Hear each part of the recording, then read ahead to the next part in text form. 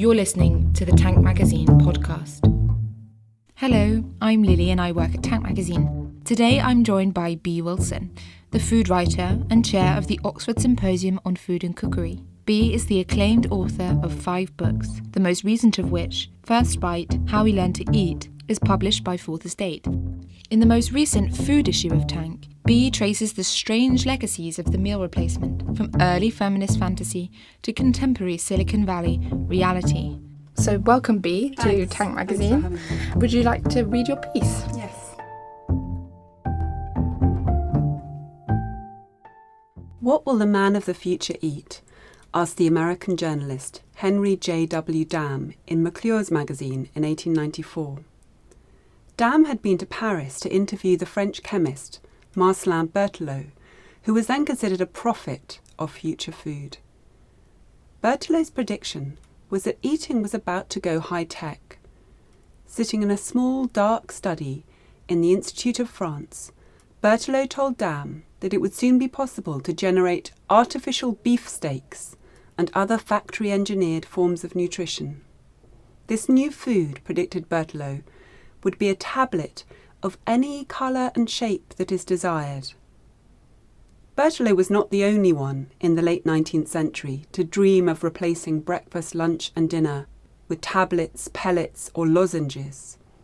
In the 1880s, another chemist called Arthur Hill Hassell set up a pure food company selling meat lozenges and solidified beef tea.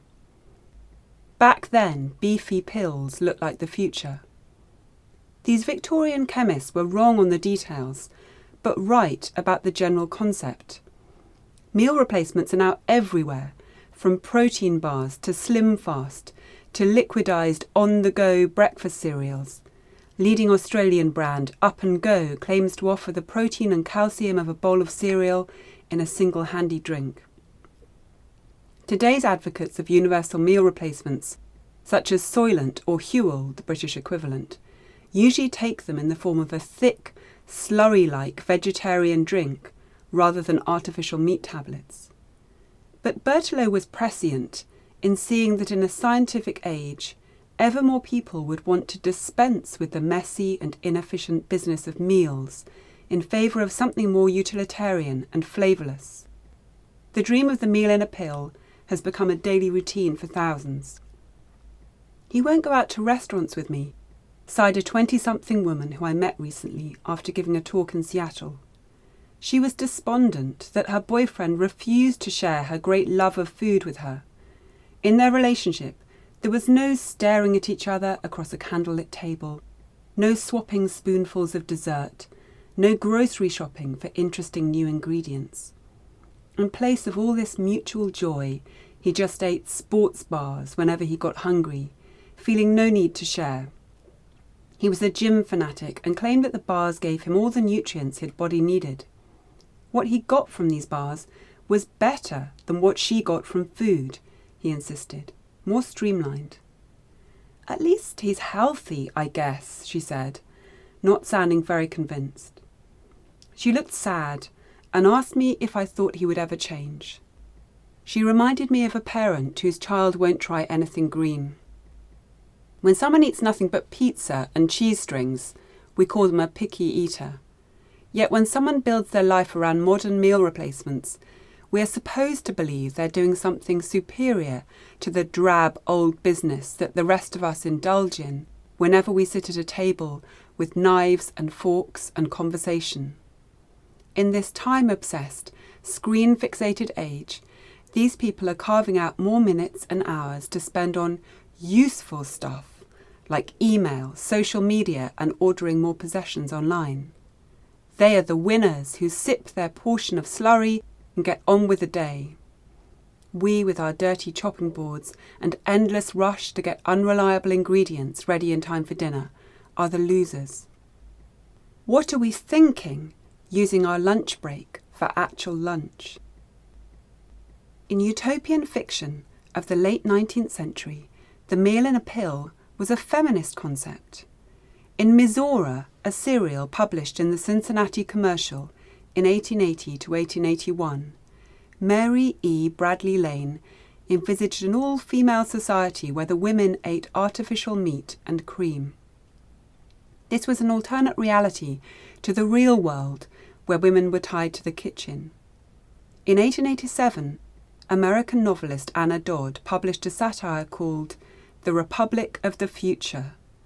In it, she imagined food tablets being delivered by pneumatic tubes to dwellings that contain no kitchen.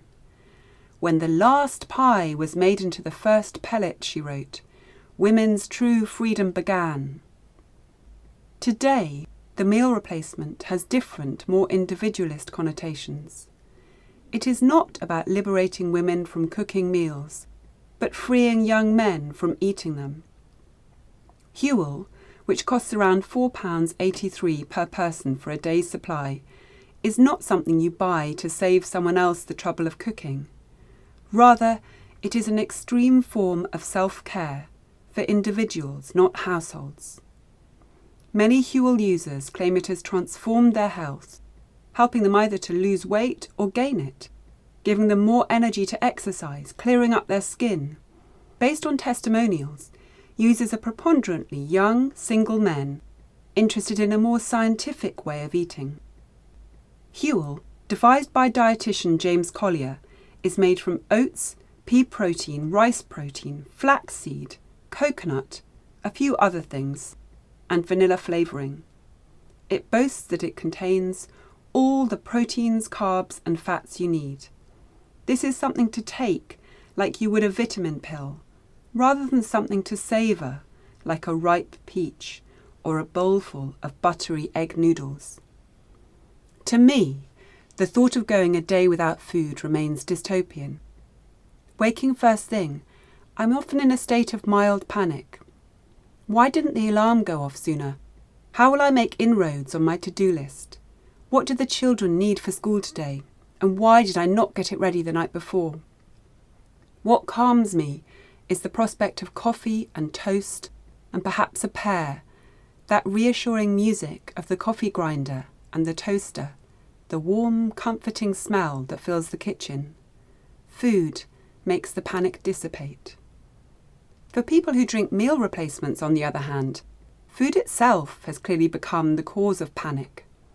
Maybe Soylent is a logical reaction to an age that can't stop talking about food, with Instagram feeds devoted to cake and restaurant meals photographed as if they were babies. For some people, the whole complexity of food, the ethics of green beans, the healthiness or otherwise of butter, is just too much. Soylent drinkers can opt out of all this.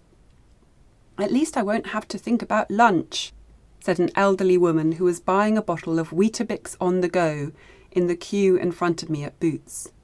It's one less thing, isn't it? Many of the customer testimonials on the Huel website describe it as something that can save you from the stresses of eating. Some say it has stopped them from compulsive snacking because it keeps them full. A waiter writes that before he started having Huel, he would come out of work after his shift and eat crap. To contemplate the reasons a person would have for using meal replacements is to see how disappointing the experience of eating has become for many.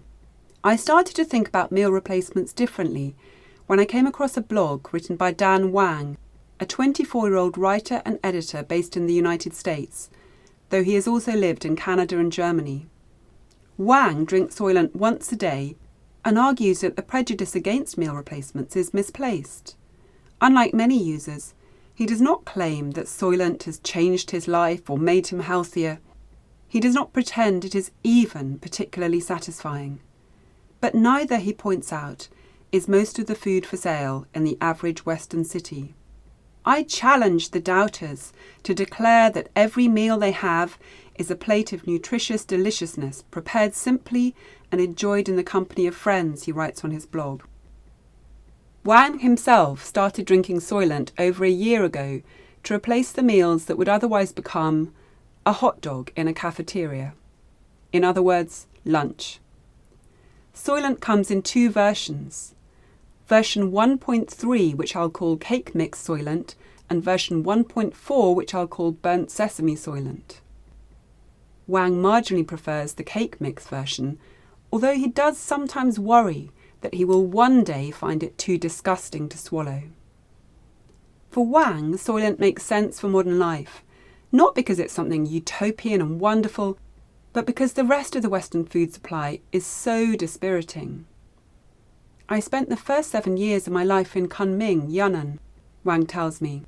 He sees Kunming as a food paradise, the broths, the rice noodles, the cold dishes, and especially the mushrooms, all delicious. When he found himself studying at the University of Rochester in upstate New York, none of this deliciousness was available to him. His lunch options, the only ones he could afford on a student income anyway, were microwave meals and greasy hamburgers. He still cooks tasty Chinese meals for himself in the evenings, but during the day, he finds Soylent a way to avoid wasting money on bad food. It appeals to his sense of frugality. But, he emails from San Francisco, if cheap, nutritious and delicious food were easily available, I would opt for it over Soylent every time. It says something sad about our food supply, that not eating can now seem like a better option than eating. For most of the 20th century, the idea of the meal in the pill had space-age connotations. But astronauts themselves, it turns out, are not so keen on food in a tube. They yearn for comfort food. There was a notion, encouraged by those pouches of dehydrated Neapolitan space ice cream that you see in museum shops, that astronauts had different palates from Earthbound humans.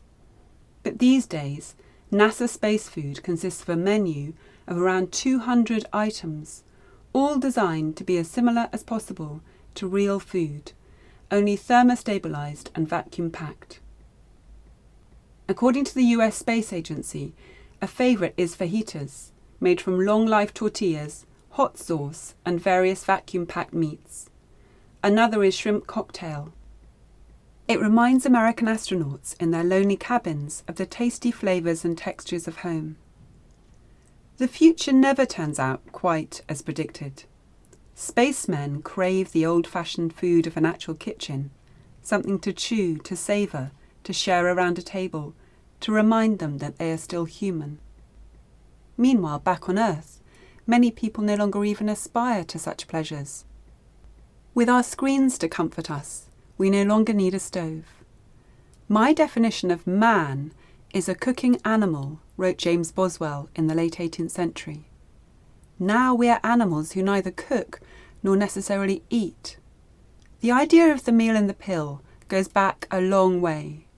But this is the first generation to test what happens to human society when meals are removed from the equation, not due to famine or poverty, but rather because there are other things we care about more. Thank you. Yes, I was particularly interested in how you describe most users of Huel or Soylent as young single men. It reminded me of a piece that I'd read in The Guardian about the way that these meal replacement drinks mirror Slim Fast, but they're marketed towards men because they're this kind of tech aspect. Yeah, I see it as a kind of interesting hybrid of, it seems to speak to so many different things because some people are using it to gain weight, some people are using it to lose weight. I mean, I just kept being reminded of, I'd done all this other research on extreme picky eaters for the last book I wrote, First Bite. And if you look at the profile of different eating disorders, with things like anorexia and bulimia, eating disorders which are preoccupied with losing weight, they predominantly affect women. We know that there are rising numbers of male sufferers too. If you look at the opposite kind of eating disorders, which was somewhat new to me, there's this thing called selective eating, which it sounds a bit like a joke, but it's actually not a joke. It's when you're down to just eating maybe just a handful of foods, maybe just grilled cheese sandwiches, hot dogs, crisps, and people assume that's just kids, but it's not. There are adults too. That predominantly affects men. And I wonder if there just are these different ways in which eating goes wrong. As you say, in the case of Soylent and Huel, it's also a marketing device. And I do find it fascinating that they're kind of pushing it as something that, if you're leading one of these busy screen-based lives, they're trying to say this is almost better than eating. And maybe that does appeal to a certain kind of young 20-something workaholic man who feels he maybe doesn't have any reason to stop anyway because he's living alone, his social life doesn't necessarily revolve around food. I think it clearly means a lot of different things to different people. It sort of reminds me of this, which is certainly gendered, life hacking, which is, I think, probably a more male phenomenon, particularly this poor woman whose boyfriend won't eat food. The more I was talking to her, the more I was thinking, actually, he is suffering from some kind of eating disorder, but he's dressing it up. And I said to her, do you think he's actually an extreme picky eater? And she said, I'd never thought of that. But there is a way in which you can sort of dress up issues that you have with food and say, no, I'm just doing something better. This is scientific. Look at the formula on the bottle. But it reminds me of when I was a student that, and again, it always seemed to be boys. There would be certain boys who would try to figure out. There was some guy I knew that ate nothing but tuna fish for one term because he figured out that was the maximum protein he'd get for the minimum amount of money. And it's not a great way to live. And it's crazy that we've come full circle because, in the end of the 20th century, things like pounded milk or Angel Delight or pot noodle or powdered cuppa soup, these things seem to have completely fallen out of favour. They were seen as kind of revolutionary or really exciting things. And now they're totally derided, but there's a whole group of people drinking powdered meals. It is bizarre, and I think it's also a symptom of how upset and confused a lot of people have become about nutrition. There's so much sort of clamour and competing voices of should you eat paleo, should you eat vegan, what should you do? And then just to be able to put your faith in a powder that says, I've got you covered, it's okay, all the protein, all the carbs, all the vitamins, you don't have to think about it.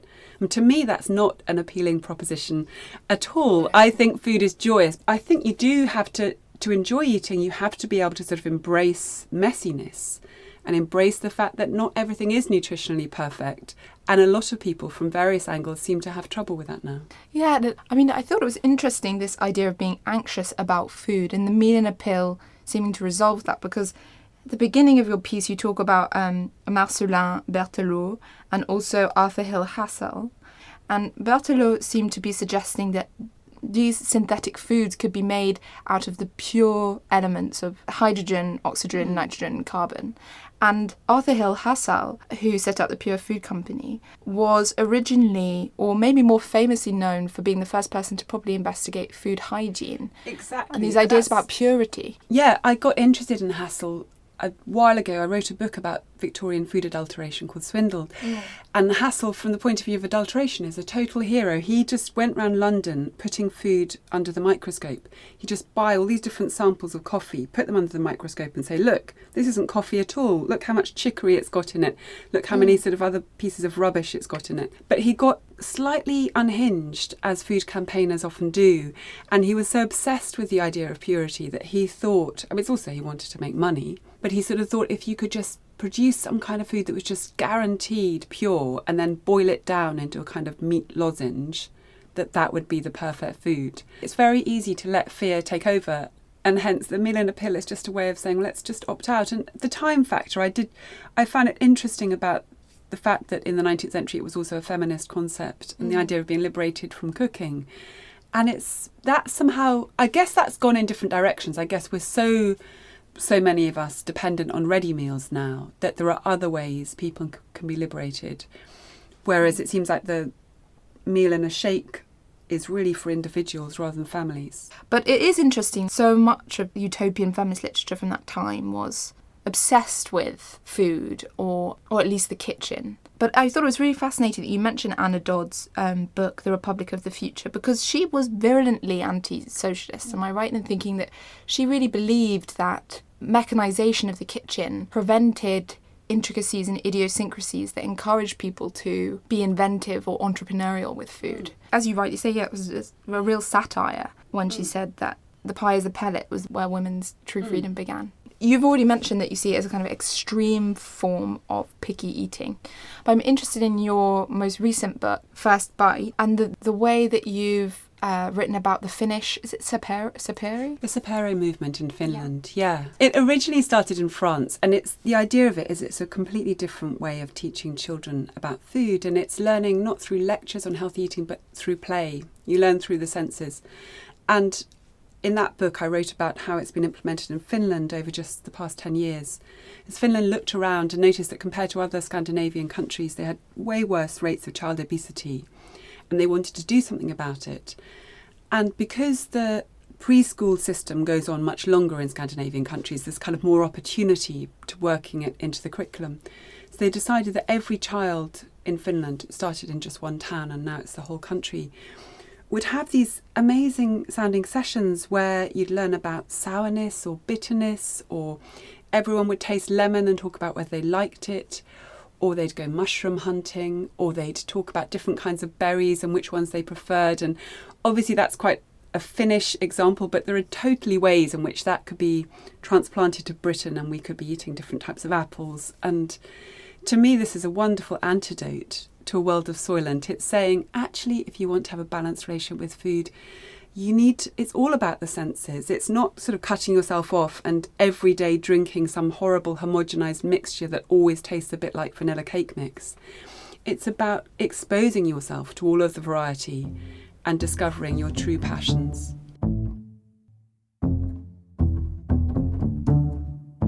To hear more podcasts from Tank Magazine, be sure to subscribe through the iTunes store. The theme music for this podcast is taken from Waiting Games Ambient Mix by Kate Simcoe and the London Electronic Orchestra.